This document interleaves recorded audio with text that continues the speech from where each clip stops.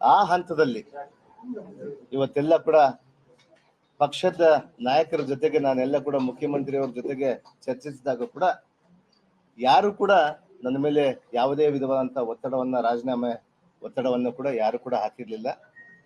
ಆದ್ರೆ ಇವತ್ತು ನನ್ನ ಆತ್ಮಸಾಕ್ಷಿಯಾಗಿ ಅಂದ್ರೆ ಇವತ್ತು ರಾಜ್ಯದ ಜನತೆ ಕೂಡ ದಿಕ್ಕು ತಪ್ಪಬಾರದು ಅನ್ನುವಂಥ ನಿಟ್ಟಿನಿಂದ ಇವತ್ತು ಯಾರು ಕೂಡ ಒತ್ತಡ ಇಲ್ದೇನೆ ನನ್ನ ಸ್ವ ಇಚ್ಛೆಯಿಂದ ನಾನು ಈಗಾಗಲೇ ಕೂಡ ಮಾನ್ಯ ಮುಖ್ಯಮಂತ್ರಿಯವರಿಗೆ ನಾನು ಸಮಯವನ್ನು ನಿಗದಿ ಕೇಳ್ಕೊಂಡಿದ್ದೀನಿ.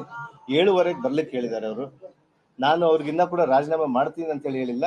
ನಾನು 7:15 ಇವತ್ತು ಹೋಗಿ ನನ್ನ ಮಂತ್ರಿ ಸ್ಥಾನಕ್ಕೆ ನಾನು ರಾಜೀನಾಮೆ ಮಾಡಿ ಬರ್ತೀನಿ ಅಂತೇಳಿ ತಮ್ಮ ಮೂಲಕ ರಾಜ್ಯದ ಜನತೆಗೆ ತಿಳಿಸುವಂತದ್ದಾಗಿರ್ಬೋದು, ಮತ್ತು ನನ್ನ ಕ್ಷೇತ್ರದ ಜನತೆಗೆ ತಿಳಿಸುವಂತದ್ದಾಗಿರ್ಬೋದು, ನನ್ನ ಹಿತೈಷಿಗಳಿಗೆ ತಿಳಿಸುವಂತದ್ದಾಗಿರ್ಬೋದು.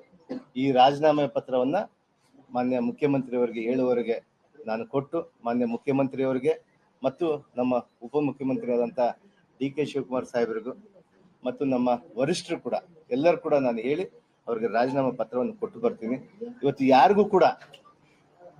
ಯಾರಿಗೂ ಕೂಡ ಮುಜುಗರ ಆಗಬಾರ್ದು ಅನ್ನೋ ನಿಟ್ಟಿನಲ್ಲಿ ಇವತ್ತು ಮಾನ್ಯ ಮುಖ್ಯಮಂತ್ರಿಯವರು ಕೂಡ ಆಡಳಿತವನ್ನು ಬಹಳಷ್ಟು ಅದ್ಭುತವಾಗಿ ನಡೆಸ್ಕೊಂಡು ಹೋಗಿ ಈಗಾಗಲೇ ಕಳೆದ 1 ವರ್ಷದಿಂದ ಅನೇಕ ವಿಚಾರಗಳನ್ನ ಈ ಗ್ಯಾರಂಟಿಗಳನ್ನ ಕೊಟ್ಟು ಇವತ್ತು ಈಗಾಗಲೇ ಕೂಡ ರಾಜ್ಯದ ಜನತೆಯನ್ನ ಸುಭಿಕ್ಷವಾಗಿ ಇಟ್ಟು ಇವತ್ತು ನಮ್ಮ ಆಡಳಿತವನ್ನು ನಡೆಸ್ಕೊಂಡು ಹೋಗ್ತಾ ಇದೀವಿ ಅಂತ ಹೇಳಿ ಮಾನ್ಯ ಮುಖ್ಯಮಂತ್ರಿಯವರಿಗೂ ಮತ್ತು ನಮ್ಮ ಉಪಮುಖ್ಯಮಂತ್ರಿ ಆದಂತ ಡಿ ಕೆ ಶಿವಕುಮಾರ್ ಸಾಹೇಬ್ರಿಗೂ ಮತ್ತು ನಮ್ಮ ವರಿಷ್ಠರಾದಂತ ಖರ್ಗೆ ಸಾಹೇಬ್ರಿಗೂ ಮತ್ತು ಎಲ್ಲರಿಗೂ ಕೂಡ ಮುಜುಗರ ಆಗಬಾರ್ದು ಅನ್ನುವಂಥ ವಿಚಾರದಿಂದ ನಾನು ನನ್ನ ಸ್ವ ಇಚ್ಛೆಯಿಂದ ಇವತ್ತು 7:15 ನನ್ನ ಮಂತ್ರಿ ಸ್ಥಾನಕ್ಕೆ ರಾಜೀನಾಮೆ ಮಾಡಿ ಬರ್ತೀನಿ ಅನ್ನುವಂಥ ವಿಚಾರವನ್ನು ತಿಳಿಸ್ತೀನಿ. ಬೆಂಗಳೂರಿನಿಂದ ಮಂಗಳೂರುವರೆಗೆ, ಬೀದರ್ನಿಂದ ಚಾಮರಾಜನಗರದವರೆಗೆ ನಿಮ್ಮ ಸುದ್ದಿ ನಿಮ್ಮದೇ ಭಾಷೆಯಲ್ಲಿ ಕರ್ನಾಟಕ ತಕ್.